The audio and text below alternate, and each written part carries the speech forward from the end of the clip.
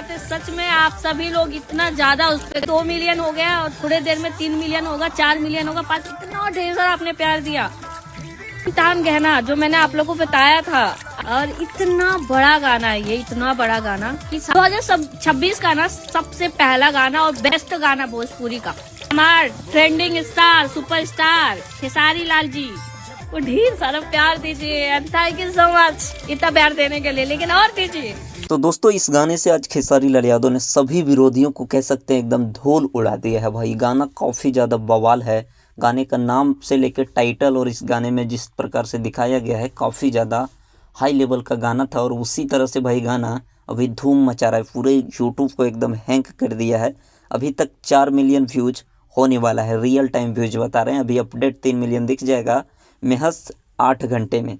और पवन सिंह का भी आज गाना आया है। पवन सिंह कहीं अगल बगल नहीं दिख रहे हैं। आज पवन सिंह का स्पेशल डे है, बर्थडे के दिन खेसारी लाल यादव का धमाका कह सकते हैं।